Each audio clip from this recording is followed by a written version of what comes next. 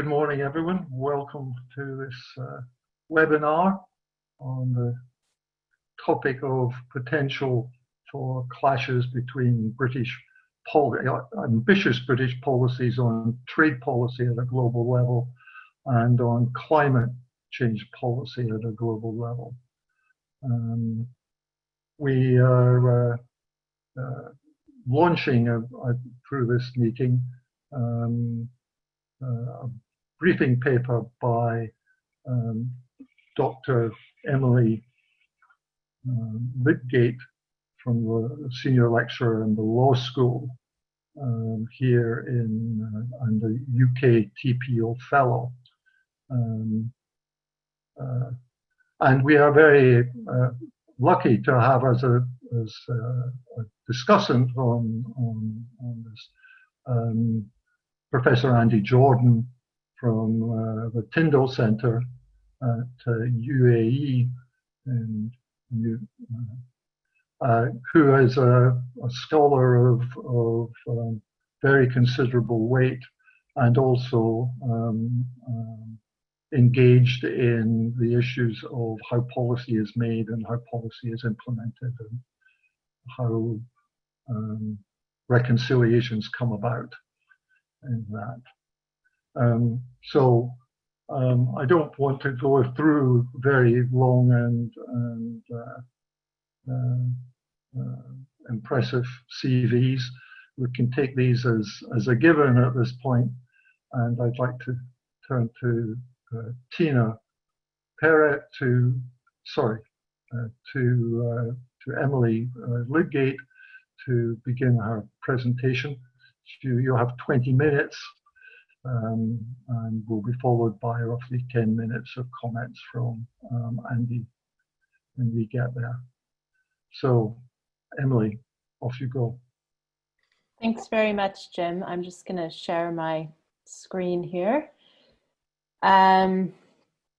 So, as Jim said, what I'm going to be doing today is essentially presenting this briefing paper that I co-authored with the brilliant Chloe Anthony, PhD student at Sussex Law, and which was generously funded by ESRC.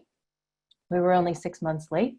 And I think what motivated us to want to write this was really the UK's decision last year to adopt a net zero emissions by 2050 target. And it struck us that this is kind of a new formulation of an old problem, or at least it's sort of a middle-aged problem at this stage, which is how do you undertake the economic transformation that's necessary to mitigate climate change while also maintaining open trade? So you might see this problem as, trade commitments chilling necessary subsidies, requiring countries to import lots of dirty manufactured goods. Or on the other side of the aisle, you might see this problem more as, climate change mitigation efforts undermining liberal trade, allowing a huge degree of government intervention and lots of new regulatory barriers for exports. So I'm being very agnostic here. So this is a problem that many of us, a huge problem that many of us have been working on bits and pieces of for some time. But I think what net zero does is it implies an expansion of this problem because it's an expansion in the scale and speed of climate change mitigation efforts in a very fraught moment for international trade. So what we wanted to do here was take a really broad view across the net zero policy package and do a sort of report card or scorecard for the UK in terms of how it's doing in reconciling or integrating these ambitions. But also in so doing, reflect on the deeper question that these net zero targets that are being rolled out globally pose, which is about, well, can you be world leading in both? So obviously, how do I can't get it to, oh, here we go. Figured it out. Okay, so obviously the UK is, a really interesting and ideal case study for this, because it's adopted ambitious commitments in both areas and is essentially rewriting its national approach in both areas. So it's negotiating a huge number of new and continuity EU trade agreements, over 40. And it's the first major economy to commit to the net zero target, although we still don't know the policy pathway, how we're going to get there. Apparently there's a net zero plan coming out before the COP. So before sort of diving into our scorecard, I thought it might be interesting to say something about why trade policy and trade are actually relevant, because I don't think that's necessarily immediately obvious, particularly because the UK, like many countries, has a net zero target that only looks at domestic emissions aside from carbon trading. So, and I think that I'll just highlight three things here. The first is emissions from shipping and aviation, just the physical act of trade. The second is that even this purely domestic target, meeting it has some implications for trade policy. And because we don't know exactly the policy pathway, some of those remain a bit speculative. But if we just take, sort of three examples, which I drew from the UK Committee on Climate Change, which is the sort of independent body that audits the UK government's progress. It's three of its most urgent recommendations for how we're going to, what we need to do additional to what we're doing now to reach our target. So the first one is decarbonization of industry. Well, that implies new regulations, energy efficiency standards, which will probably be applied to imported products. That's could be a regulatory trade barrier. Alternatively, if there are carbon taxes, we might consider applying these to imports to prevent UK industry from suffering. Decarbonization of heating.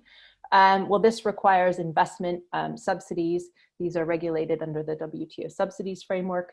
And finally, the elimination of diesel and petrol vehicles by 2035.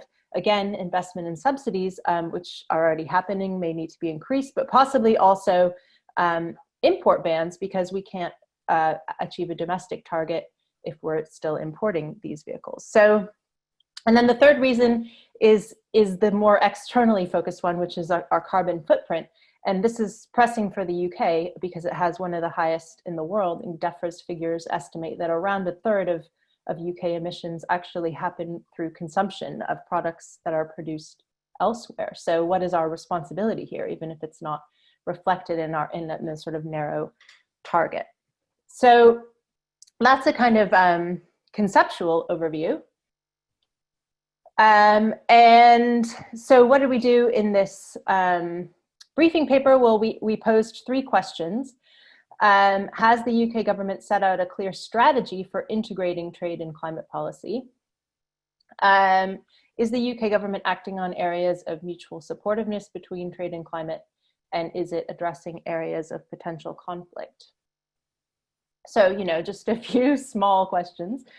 We certainly cursed the ambition of this project many times. So in terms of strategy, I think a really important point is that the UK doesn't currently have any overarching strategy or legislation that addresses the question of how it's going to integrate the net zero target into trade policy, or indeed vice versa, how it's going to look at trade tools in its pathway to net zero. So this I think is a problem, because particularly because we don't have a clear sort of trade element of our domestic target, and so actually, if we look at the sort of policy documents that deal with and legislation focusing on trade, we don't have much to speak of, period. So we have the draft trade bill, which is about the continuity agreements and how we quote unquote roll them over, agreements we were party to as EU members.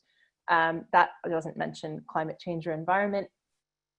And then we have a strategy document from 2019 on how we're going to approach future trade agreements, which also doesn't mention climate change or environment. So We don't have something like, say, the EU's draft Green Deal, which identifies pillars of how we're going to reflect net zero in trade.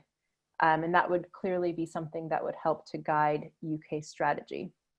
And I think this kind of lack of cross-cutting strategy is borne out by our approach to our FTA negotiations, which is quite discrepant and not particularly strong. And the main area that we see that is actually in continuity FTA. So I've just gone through the treaties that we've already signed, adapting our existing EU FTA commitments into UK bilaterals and multilaterals. So basically, what these have done is to copy paste EU chapter or EU obligations on trade and environment into these agreements. But in some cases, these are very, very badly out of date, and they're out of step with the EU's current approach of having a trade and environment dedicated chapter, let alone whatever the EU is updating its approach right now to reflect net zero targets in part. So what this chart does is I've highlighted in yellow the trade agreements in which the language on trade and environment is particularly outdated. So I think what this basically means is that we have a problem of inheritance. So we have this expediency, this need to make sure we don't interrupt our trade preferences for businesses, which is certainly understandable. But an artifact of that is that a large amount of our FTAs are covered by these really out of date and far from cutting edge arrangements on trade and environment, which in most cases don't even mention climate change, let alone lead the world. And then with new FTAs, I think we have released, the UK government has released strategy documents for a number of negotiations, including those listed here. All of them affirm the net zero target, but aside from this, they seem to be a bit calibrated to the partners' commitment to climate change mitigation. So I've just taken sort of one phrase from 3 strategy documents. And for Australia, we have climate cooperation. For New Zealand, strong climate cooperation. And for the US, I think we're just sort of on the back foot trying to make sure that the FTA doesn't undermine that commitment, because Trump has explicitly said in their negotiating objectives that climate change can't be mentioned. So these are really high level objectives, and they don't tell us much about what's going to sort of come out of the negotiations. But it is clear that we don't sort of seem to have a red line like the EU does about having to sign the Paris Agreement, and we seem to be. I think there's a risk that this might. Some of these might be, well, let me put it this way. This might be an area for hard choices for the UK in terms of wanting to be ambitious on climate and trade. So I'll move on to the second area, acting on areas of mutual supportiveness. And I'll just say a couple things about fossil fuel subsidies and a couple things about environmental goods and services. So mutual supportiveness is areas where we can further liberalize trade, and in so doing, we can also help our climate goals. So these are often referred to as win-wins. Fossil fuel subsidies are obviously not unique to the UK. They're very common, and everyone's doing it. But what is interesting is the discrepancy of opinion about the extent to which the UK subsidizes fossil fuel subsidies. So UK government position, there's no fossil fuel subsidies, ergo, no need to phase them out. However, looking at some fairly recent figures, OECD disagrees, and the Commission Commission report even suggested we have the highest fossil fuel subsidies in Europe. So I put this in visual form, and I think this graph says a lot about the problems with subsidies in general, and also fossil fuel subsidies specifically, which is, there are problems of transparency and reporting, and to some extent, subsidies seem to be in the eye of the beholder. But certainly, much like, Alcoholics Anonymous, Denial is not going to bring us anywhere.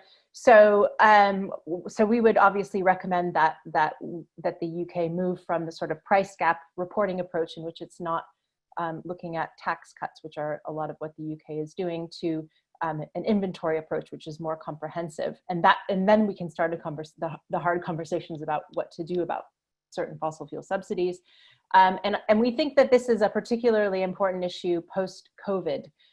Because we have new pressures from failing industries, particularly airlines, to be rescued. And if the UK is going to sort of decide off the cuff, we're going to cut 100 million pounds in taxes to Flybe, that's not going to be good either for net zero targets or for a sort of rules-based and transparent approach to subsidies. So these are very tricky issues. But there are some hard, let's say there's some hard realities here in terms of mitigating climate change. So environmental goods and services, the UK has already done pretty well in this area, I'd say, on their report card. They've gone beyond according to IISD report, they've gone beyond the EU in over 200 environmental goods in reducing tariffs, but they've maintained them in hybrid vehicles and bicycles. So those are obviously really important goods for the target, and we could bring those down further. So last but not least, areas of potential conflict. This is where a lot of academic work has already focused from sort of trade lawyers and economists. So again, on subsidies, but the flip side, rather than perverse fossil fuel subsidies, helpful climate change mitigation subsidies, I'll say something, and then something about the old chestnut of carbon border tax. So subsidies are a hugely existential issue for the UK right now. They're in the headlines all the time. Are we going to maintain our alignment with EU state aid? If not, what is going to replace it? And I think the UK's silence on this has become quite deafening at this stage. And this is really relevant for climate change mitigation. Why is it relevant? Well, we need to do a lot more to meet our target. We're not on target for net zero. Indeed, we're not even on target for our previous 80% reductions. If you look at the UK CCC net zero report, it highlights that our subsidies for renewable energy have not been consistent enough, and we need more investment. So this suggests the need for more government intervention, which then suggests the possibility of more scrutiny of that intervention. So what do we need? A clear and transparent domestic subsidies framework. And we have this now. So we have, existing UK schemes like the Energy Entrepreneurs Fund.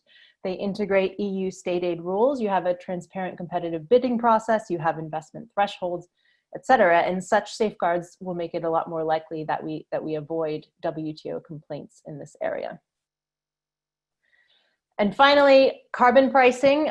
This is another area in which more ambition will be needed to meet the target. This is one estimate of how much carbon will have to cost to get to our target, 75 pounds per ton of CO2 by 2030. This is where the EU is at now. The carbon price has has been relatively robust through the COVID period. And we don't know precisely what the UK is going to do, because it partly depends on whether we can negotiate continued participation in the ETS. But the latest proposal is that we're going to have a UK ETS. The emissions cap will be higher than current UK emissions, but there will be an added base. It's lower than the EU cap, but higher than our current emissions. And then there's an added baseline. So what this means effectively is that the carbon price won't be able to go lower than 15 pounds per ton, but then the rest will be up to the market. And there's not particularly strong sort of market signals on that being a high price, I don't think. There's also, like, the EU limited sectoral coverage. So we're covering heavy industry, electricity, but not international flights, transport, agriculture, et cetera. So this doesn't look hugely ambitious, but as the carbon price goes up, so do the screams of industry. so this is a quote from steel producers who have been quite upset about the rising price of emissions. They're saying that they can't operate because they're being driven out by international competitors who don't have to pay this. So this is why carbon border adjustment has been on the EU's lips lately. But this is obviously a very contentious issue. So for example, Russia is already saying no matter what the EU comes out with, they're going to challenge it in the WTO. Another issue with carbon border adjustment is that, you know, to avoid this trade conflict, probably trade lawyers are going to be conservative in terms of having a relatively low tax applied to imports. And this may mean, and having it not distinguish countries or manufacturing techniques. So this might mean relatively limited environmental ambition. So I think this is, you know, obviously carbon border adjustment is a technical area, but I think what I just want to highlight in this brief format is that this is an area to watch in terms of potential trade conflict, and it's probably desirable to coordinate with the EU to avoid having these taxes applied against us and to create sort of climate clubs. So I think I'm almost out of time, so I'm not going to belabor my recommendations. I went through them, I mentioned them all during the course of the presentation, except that top one, which is to incorporate shipping and aviation into England's net zero target. But I just wanted to end with some brief thoughts on this large question we posed about reconciliation. And I think that, you know, we can approach this in a sort of technical way, which we've tried to do.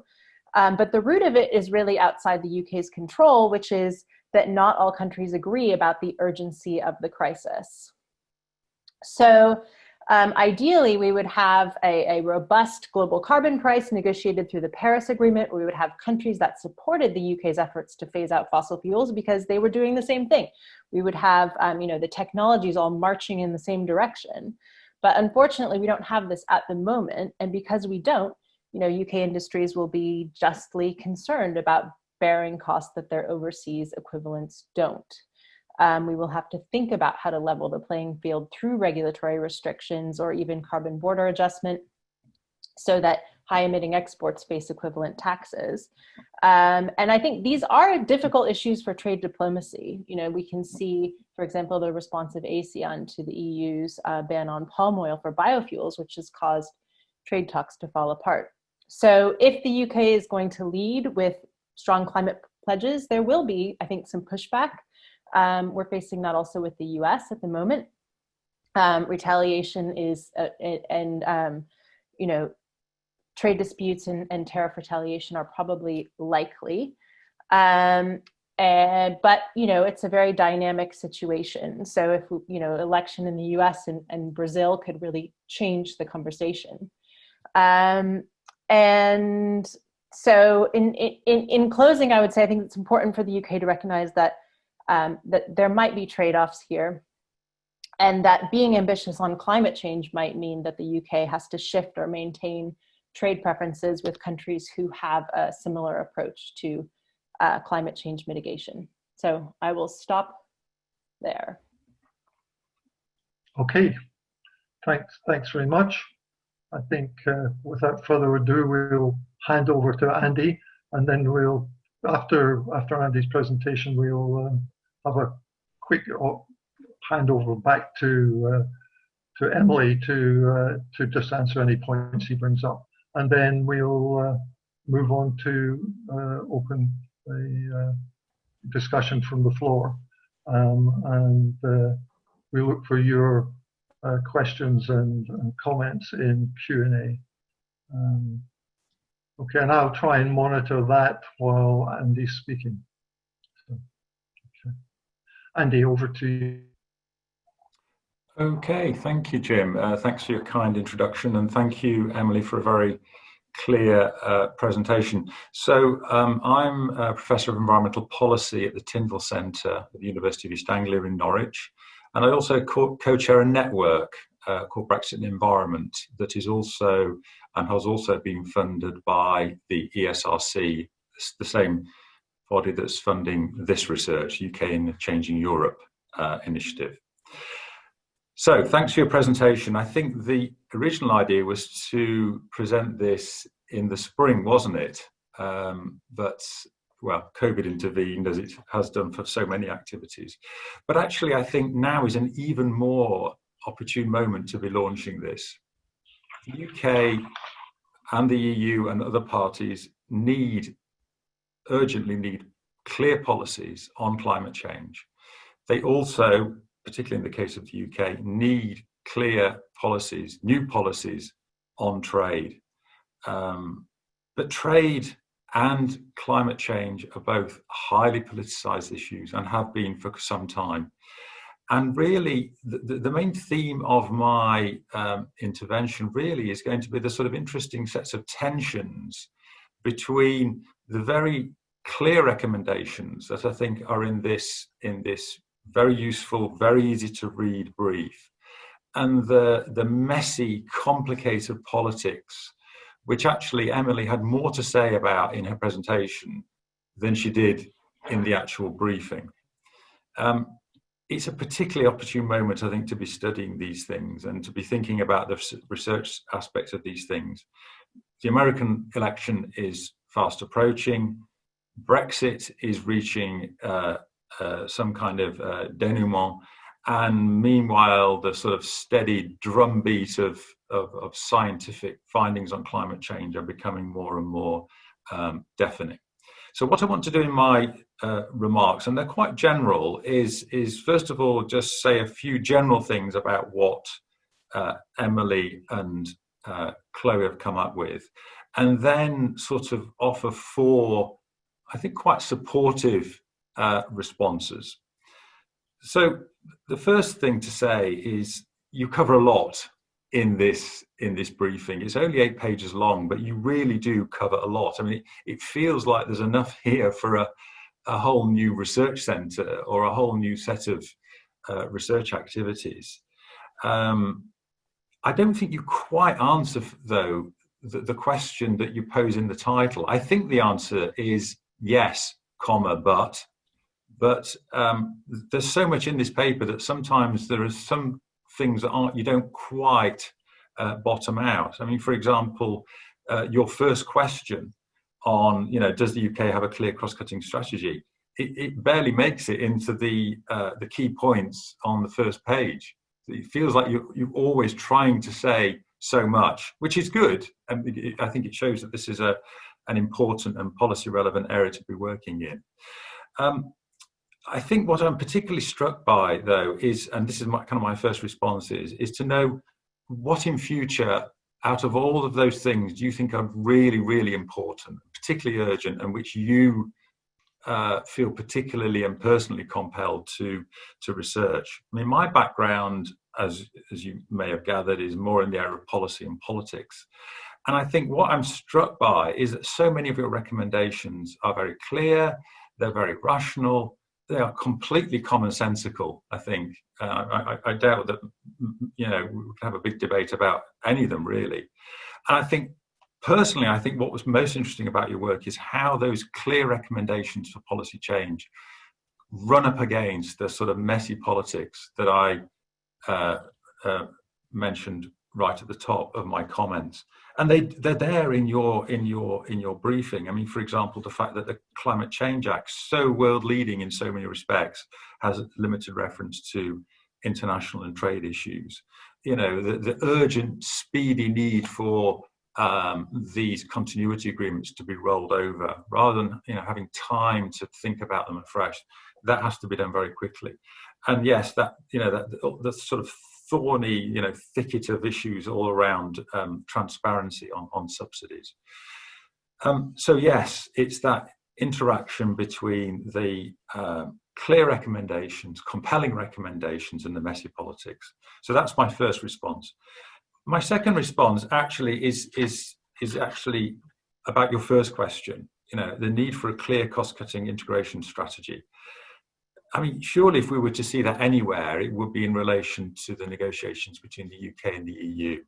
As you say, they're both climate leaders. In many ways, it's an easy issue for the two to agree on amongst all the other things that they can potentially disagree. And this is possibly something that they can agree on, but they don't seem to be able to agree on this, despite the fact that both are in principle committed to open and free trade, and both are firmly committed to deep decarbonisation. My third response, again, linked more to your question one.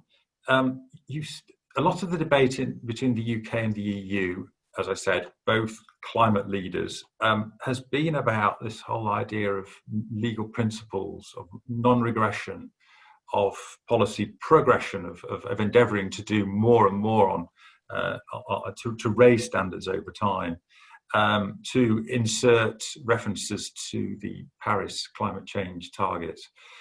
But actually, you skirt over a lot of that. And I just wondered whether you see that debate as actually being a little bit of a cul-de-sac, whether these legal principles and clauses and things really are kind of somewhat symbolic, or is there something there that needs to be improved and tightened up on, particularly in terms of their enforceability? And then finally, my fourth response is to flag the importance not of mitigation, which is really what you're chiefly concerned about, but also adaptation. Now, even at 1.5 degrees, there's going to be a need for adaptation, let alone 2 degrees, or where we seem to be heading, which is 3 to 4 degrees. The Climate Change Committee, you referenced that, has a whole subcommittee dealing with adaptation. And I'm really intrigued to know whether you think there are pertinent and relevant trade-related aspects to adaptation. I mean, when often we think about adaptation, it's something that's quite local. It's something that's where the international dimension is not so strong. That's at least the way that the EU has dealt with it. And yet, the whole question of adaptation and resilience is really front and center in the global politics of climate change.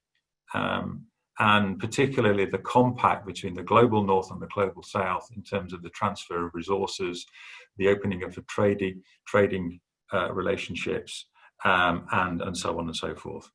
So those are my four responses. In general, I really liked it. I think it's a really fascinating and really important contribution to the debate. It really opens up this set of interconnected issues. It underlines the need for more research on these issues, and it also underlines the need, I think, for new policy intervention. So if you haven't already read it, I do recommend that you read the brief. And yes, I look forward to more work from you and your team in these areas. Thank you. Would you like to take a first go at responding to those? Sure. I'm going to try to do 1 minute each on all those, which is symptomatic of the of the very issue that Andy pointed out about the breadth of this. So yes, it is somewhat of a pathological project in that sense. I should mention that we have written a 10,000 word version of this in which we take more space to not adequately go into all these issues, but that's coming out in the environmental law review next month. And I think in a sense that was what we wanted to do, was rather than, because some of these analyses can get very technical and very sort of embedded in particular disciplines, but what we wanted to do was take a step back and ask the bigger question about net zero, which is, as you mentioned, just as much political as it is technical. So you posited that the answer to the question of whether these ambitions can be reconciled is yes, but I would say more accurately, my stance would be it depends.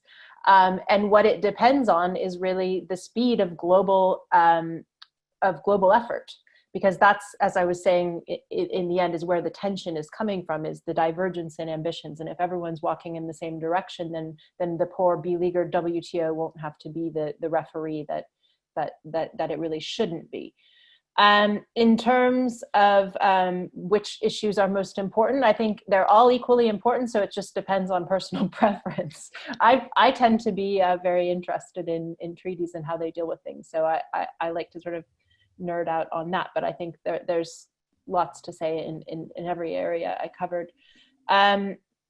In terms of Brexit, you make the point about we have these two climate leaders. Why is this an area of contention? I couldn't agree more. I just amplify that comment.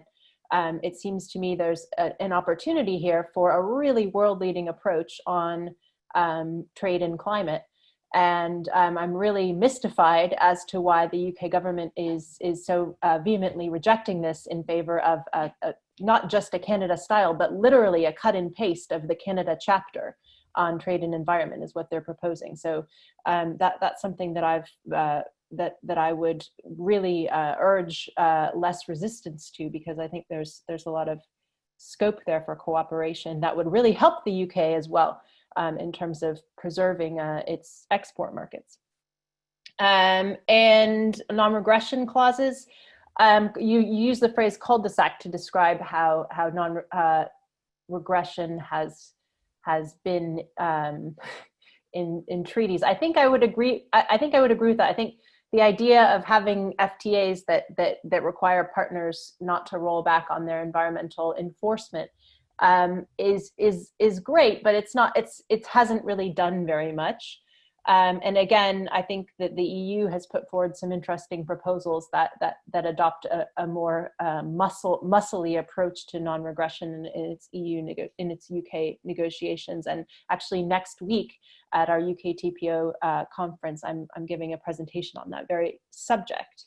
So there's sort of potential here, but it's tricky, I think. In terms of adaptation, I think that's a really important point in terms of the political side of things.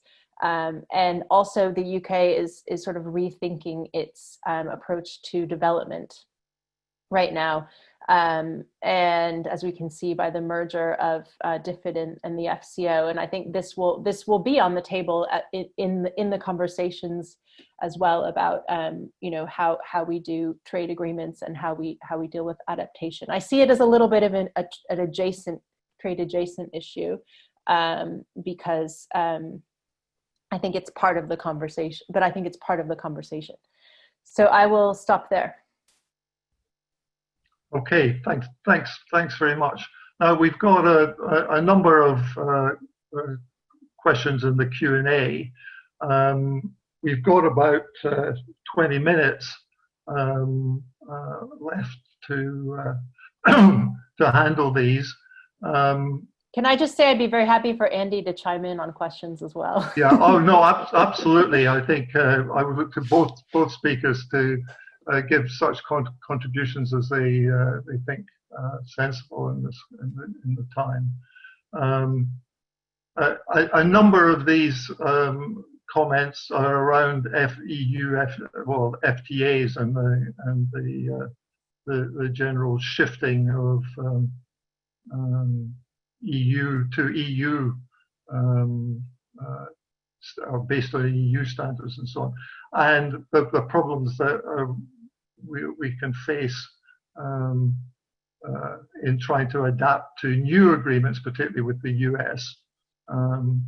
So I don't know, Emily, if you want to try and pick out one or two from this that you can answer to at this point.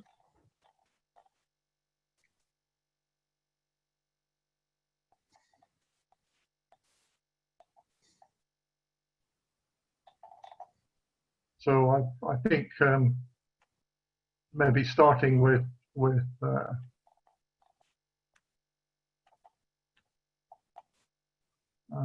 Keith Costello's question. Okay, so that's a question about trade in services. And again, this is just something we sort of ran out of time to address. I think that services was initially part of the discussion at the WTO, who identified this as a win-win in 2001 in the Doha round. So, and that hasn't really progressed because, you know, services liberalization is notoriously complex. But I think that is a huge issue on the table with the EU and how we're going to continue cooperation with the EU as well as more broadly. And I would also just underscore that data storage is something that I've always been really interested in as being a new climate project that I think, a new dimension of climate change that I think will continue to emerge in importance. Yeah, the other same thing that comes up a couple of times, one from an anonymous attendee on this, is the question of how net zero fits in with WTO rules on FTAs, and I just wonder whether we can take this any further. At one time, Peter Holmes and I toyed with the question of whether FTAs more generally are a way of managing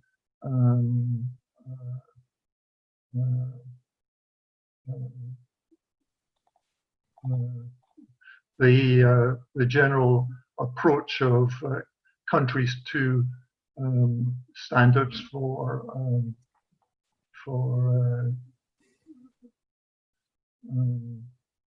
climate policy, but we didn't really make it work very effectively. The thought that countries around East Asia, for example, might have one set of climate commitments, and those of Europe and the US would have others, and that would be embedded in an FTA that would basically abolish tariffs in the way that FTAs would. But I just wonder if anything has moved forward, and I think that would help answer some of these questions on rules versus trade rules versus potential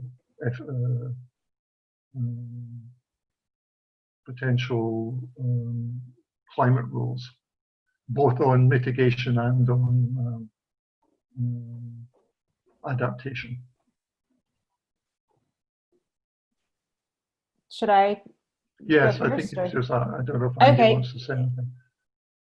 Yeah, I mean, I think this is, again, this is sort of the problem with climate change cooperation, is that it's kind of not happening to the degree that it probably should, where it probably should, which is in environmental and climate negotiations. So then that gives rise to this question of, well, because, for example, the Paris Agreement says that we all have to bring our emissions down, but it doesn't give any guidance on how to on how we deal with the discrepancies that creates in global standards and global approaches. So how do we deal with that? How do we create cooperation? That puts a huge emphasis on the WTO and FTAs. And FTAs provide an opportunity to cooperate because they're international treaties. They deal with regulatory issues in movement of goods. I don't think that's a bad thing. But I think that what FTAs have done thus far has not been that ambitious or interesting on climate, and there probably is scope to do more things like coordinate on carbon pricing, something that hasn't been accomplished on the multilateral level, coordinating on funding and subsidies approaches, making sure there's sort of regulatory carve-outs for climate. There's little bits and pieces, and of course the gold standard is the ACCTS, which someone raised in the comments, the New Zealand, Norway, etc. deal, which is certainly the gold standard, because it actually for the first time puts climate change in the title of the FTA. So it's not just a trade agreement, it's trade and climate, and also involves standard commitments to eliminate fossil fuel subsidies, which I think is the most meaningful commitment in that. But I think that that there's still more. There's a lot that could be done in this space. Okay, Andy, anything you want to add on that? No. One of the questions from Glenn Pant caught my eye, the one about how will the UK be able to handle the international aspects of integrating trade with environment, given what we heard about the government's policy in relation to the withdrawal agreement. And he raises this point about, given that it issues pacta sunt servanda. Now, I think climate change trade relationships exemplify the difficulties of doing that absolutely perfectly, because here's an area where the UK is climate change, where the UK is trying to encourage other countries to raise their standards and to take a risk to increase their standards over time. And if those countries doubt the UK's commitment in all sorts of areas, and I think that's going to be much more problematic to achieve. I think also there was an interesting question also from Paris Raymond Bacchus about the tangible provisions which Emily would like to see in the UK's bilateral trade deals. I mean, this comes back to my response in relation to the progression, non-regression clauses, that sort of thing. I think what's really interesting here in the discussion between the EU and the UK is that the EU seems to be attempting to encourage the UK to sign up to, as you referred to them, quite muscular progression and non-regression clauses in the UK-EU agreement. And I think the perception is that the UK is trying to wriggle out of those. Yet when it comes to other trade deals between the UK and other countries with perhaps weaker environment/climate change agreements, then the tables are going to be turned, aren't they? And then it's going to be the UK that's potentially going to be arguing for stricter clauses to be inserted into those agreements. So I think, again, the politics come into this. These trade negotiations, as we all know, are conducted in a goldfish bowl, and everybody's looking at what everybody else is doing, and that really does make it difficult to raise the general level of ambition in an area like net zero.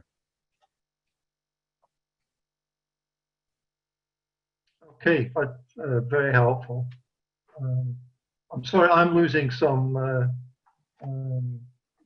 access from on my system Wi-Fi at home, so I've missed a general comment from Max Mendes Para.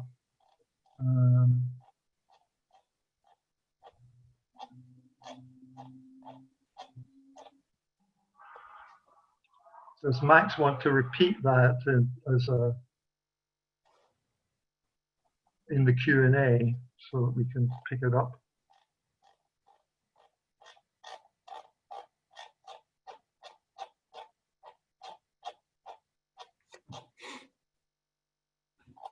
Yeah. So how do the UK can reconcile trade and climate change? Let's go on again. Sorry. Have either of you been able to read that? Sorry, it's my system's fault. Hi, Jim. It's in the chat. It says, how the UK can reconcile trade and climate change commitments with its development commitments. For example, tariffs on bicycles were kept high to maintain preference margins of exporters in developing countries. How the UK can reconcile trade and climate... Oh, that's exactly the same thing again. It's repeated, sorry. Okay, all right. So this is a third area where the UK maybe has a declining role on aid, but still is a very strong aid performance overall. And I just wonder that if that can be fitted in with trade policy norms as well. Emily, have you any thoughts on that? I mean, I think that in itself is another paper of equal depth and complexity to what we've done. And I think that the core issue is exactly the same, which is there are powerful imperatives that could come in conflict with each other, and particularly with respect to market access. Things like regulatory barriers are harder for developing countries in general to bear. So how do we, and of course the whole politics of climate with the developing world, broadly speaking, is about how much of a responsibility should be shouldered by developing countries. And so I think there are questions about, well, do we just have carve-outs? Certainly for something like carbon border adjustment, you could have a carve-out for LDCs. You could offer development aid to help counteract some of the negative impacts of that. So I think it's a long and detailed conversation with lots of different dimensions. So I'll beg out with that. Okay. Anything you want to add to that, Andy? Well, a couple of things. I mean, I think the general tone of the questions and also the general theme of the briefing is that these are incredibly complicated issues. Trade issues are complicated. Throw in Brexit, throw also in some of the technical difficulties associated with measuring the climate friendliness of certain subsidies, and yet the clock is ticking. We need to be peaking emissions very rapidly to significantly reduce the risk of dangerous climate change. I think the other point I'd like to make is actually a question back to Emily. I noticed that you didn't seem to recommend, I think you had 12 recommendations, the UK developing and implementing some kind of border adjustment tax wasn't one of them. And yet, this is the big thing in the EU at the moment. There's a public consultation taking place. An impact assessment has been produced. There's a live debate amongst those who are following this sort of area and have been following it for a number of years. So I just wondered where you stood on that, where you and Chloe stood on that. Yeah, well, actually, I think Jim's published more on this than me, but I tend some time ago. I did cite you. I think that that we are in the fortunate position of getting to watch the EU put its head above the parapet first. We have, I think, in January they're going to publish their criteria or approach. Last I've heard. My sense from sort of delving into the trade and legal details of it is that the ambition of it will probably be fairly low, and even a low in terms of environmental ambition. So it will probably just target one or two sectors with relatively low tariffs. Because of the fears, they have all their top lawyers making sure that this is as bomb-proof as possible from a WTO perspective, which means relatively low tariffs that are the same for everyone. Still, that will probably cause a huge stink. So I guess I just feel that, there's a huge amount of ink that's been spilled on this. And it's a really important area to highlight because it's a very sort of pure conflict of trade and climate, and in a sense, if you're worried about sort of carbon leakage, which is also something that a lot of ink has been spilled on, and there's no real conclusive sense. So it's important, but I also think it's certainly not a panacea. I don't think carbon border adjustment is going to be a panacea. I think it's going to be messy and maybe not even that effective. So I'm a bit cynical on it, I guess. Well, we're approaching 10:30. I mean, one last thought might be: is there anything specifically we would want to say to the UK hosts of the next COP meeting, which it basically has a time horizon of the next year, I guess, in this that would take us in the right direction as you see it, Emily?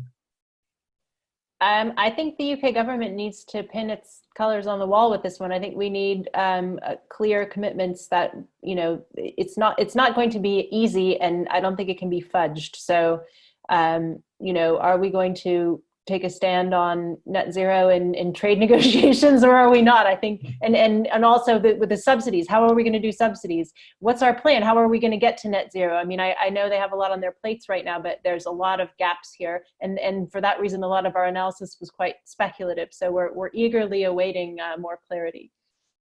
Okay. Andy, any last thoughts? Well, I think the EU has put its cards on the table, hasn't it, with its big Green New Deal, and also with its plans for carbon border adjustment, etc., etc. These will underpin and support and help to implement the ambitious targets that it's been making on climate change. I think, as an Institute for Government report showed yesterday, the UK has a legal commitment to achieving net zero, but I think what it's been slow to produce, and which would give much greater credibility to its COP26 planning, is if the policy substance behind that target was produced more rapidly, so that the UK could actually show that it's not only committed to the target, but has the plans and strategies in place to achieve that target. Okay. Well, there we are. Two strong calls for action from the British government to bring these potentially conflicted policy domains together in a way that can work for both in a win-win. So thank you very much to our two speakers this morning, and thank you to the audience and for their recipient questions. Thanks very much.